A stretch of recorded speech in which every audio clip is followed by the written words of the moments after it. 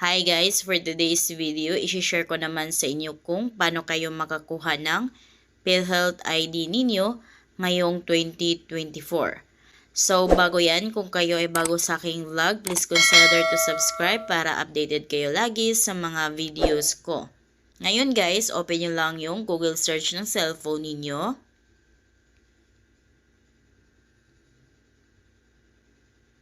Dito sa may search, click nyo lang yan. Dito, i-search nyo lang yung PhilHealth website.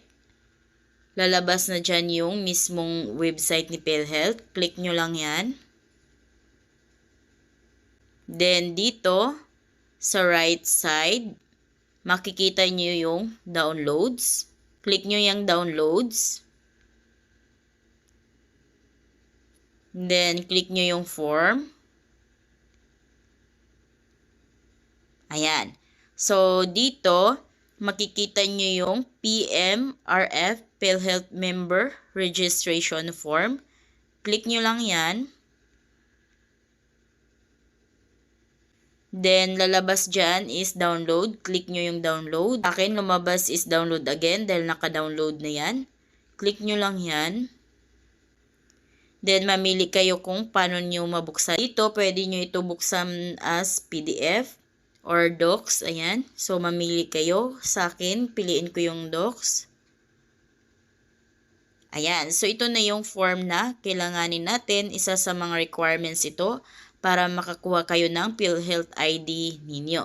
Dahil na-download nyo na ito, nasa cellphone nyo na ito, pwede na kayong pumunta sa computer shop at ipaprint ito. After nyo ito mapaprint, so pwede nyo na itong pipil upan. Take note dito guys na pwede namang sa mismong PhilHealth branch kayo kukuha ng ganitong form. Pero mas maganda rin na kung halimbawa mas gusto nyo mabilis yung process, so i-print nyo na lang ito at fill upan nyo na para pagdating nyo sa PhilHealth branch is diretso pila na lang kayo. So hindi na kayo mag-fill out doon at hindi na kayo pipila para manghingi ng form. So, ngayon, pag mag-fill out na kayo dito, lagay nyo lang yung PhilHealth number nyo dito. Dito naman sa purpose, updating or amendment. Then, dito sa personal details, so ito yung mga dapat nyong i-fill out. Lagay nyo lang dito yung apelyido ninyo, pangalan. Kung may name extension kayo, tulad ng the first, the second, the third, lagyan ninyo. Tulad ng senior, junior, ayan, lagyan nyo dyan. Next is your middle name. Next is the mother's maiden name. So, pangalan ng mama ninyo sa pagkadalaga. Lagay nyo dito yung apelyido ng mama ninyo sa pagkadalaga, pangalan niya, at ganun din dito. Next is your spouse. So, para sa mga may asawa na, lagay nyo dito yung pangalan ng asawa ninyo. Next is date of birth. So, dito sa date of birth, kung kailan kayo pinanganak, month, date, at saka year. Place of birth, kung saan nga ba kayo pinanganak. So, naka-format siya as city, municipality, province, country. So, sundan nyo yung nakalagay na format dito. Dito naman, kung halimbawa may PhilSys ID na kayo, so, optional lamang ito. Pwede nyong lagyan or pwede ding hindi. Ganon din dito sa TIN number. Next naman is your sex. So, lagay nyo dito kung kayo ba ay male or female. So, lagyan nyo lang ng check yung box. Sa civil status naman, ganun din. Lagyan nyo ng check yung box. At ganun din dito sa citizenship. So, tayo ay Filipino. So, lagyan nyo ng check yung box ng Filipino. Next naman is your address and contact details. So, ganun din guys. Fill out nyo lang dito. Permanent home address ninyo. Then, pag once na parehas naman yung permanent address ninyo sa mailing address ninyo, so lagyan nyo lang ng check yung box ng same as above para hindi na kayo makapag-fill out pa dito. Dito naman, required na dapat nyo lagyan ng cellphone number ninyo, kaya lagyan nyo ng cellphone number ninyo dyan.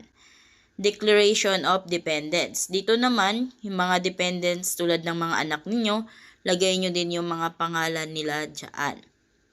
Next is member type. So, anong klaseng member type ba kayo? So, halimbawa sa mga employed sa mga company, so lagyan nyo ng check yung box ng employed private. So, mamili kayo dito kung anong member type nga ba kayo. Next naman is updating amendment. So, dito, halimbawa may mga ipa-update pa kayo. So, halimbawa, correction of date of birth. So, lagyan nyo ng check yan. Then, lagay nyo dito kung ano yung mali at ano yung tama. So, lagay nyo lang dito yung mga dapat nyong update dito. Then, dito sa baba, ilagay nyo yung kumpletong pangalan ninyo at saka yung signature kung anong date kayo pupunta doon. So, after nyo ma-fill out ang mga yan, so double check nyo yung lahat ng information kung tama ba. At kung tama na, ngayon ihanda nyo na ang lahat ng mga requirements bago pumunta sa PhilHealth branch. So, ito na yung mga list of requirements na kailangan nyong dalhin pagpunta nyo ng PhilHealth branch. So, ito yung 2 completed copies of the PhilHealth Member Registration Form or PMRF. Yun yung dinownload natin kanina. Kailangan 2 form yung dalhin ninyo na PMRF. Next is 2 recent 1x1 ID photographs. So, 2 perasong 1x1 picture. Next is at least 2 valid IDs or photocopy of your PSA issued birth certificate. So, dito magdala kayo ng at least 2 valid IDs. So, para make it sure na 100% na ma-approve ni PhilHealth, so magdala kayo ng 2 valid ID at saka photocopy ng inyong PSA birth certificate. Lagay dito is or, but guys, take note na kailangan nyo pa din magdala nitong 2 to para 100% na ma-approve kayo. At para hindi kayo pabalik-balik doon, magdala na kayo ng Xerox copy ng inyong birth certificate at 2 valid IDs. Next is barangay certificate. So, dito sa barangay certificate, so, bawat PhilHealth branch is iba-iba yung requirements. Kung kaya nakadepende sa PhilHealth branch kung kailangan ba nila ng barangay certificate.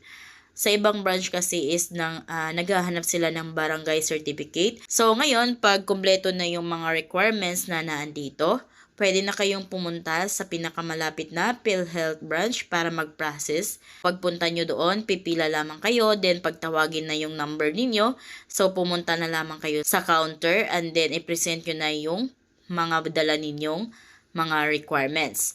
So, i-check ni PhilHealth kung tama ba yung mga requirements na dala ninyo at kumpleto. At pag ito ay na-check nila na kumpleto naman at walang mali sa requirements ninyo, so bibigyan na nila kayo ng card ng PhilHealth ID ninyo. At ibibigay din nila yung MDR. So, ganun lang kung paano kayo makakuha ng PhilHealth ID ngayong taong 2024. So, kung kayo ay bago sa aking vlog, please consider to subscribe para updated kayo lagi sa mga videos ko. Thank you for watching!